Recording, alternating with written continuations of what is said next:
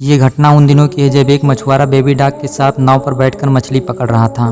तभी उनके पास एक मम्मी चिड़िया अपने बच्चों के लिए चारा चुराने नाव पर आती है। पर बेबी डॉग और मछुआरे मम्मी चिड़िया को मारकर भगा देते हैं। वो मम्मी चिड़िया निराश होकर अपने बच्चों के पास जाती है और मछली देती है तो बच्चे मना कर देते हैं और रोने लगते हैं। ये सब बेबी डॉग देख रहा था तो वो चारा निकाल कर देता है और बच्चे चारा पाकर खुश हो जाते हैं। इतने में मम्मी चिड़िया ढेर सारा मछली लेकर मछुआरे को दे देती है और मछुआरा प्यार से बेबी डॉग को गले लगा लेता है।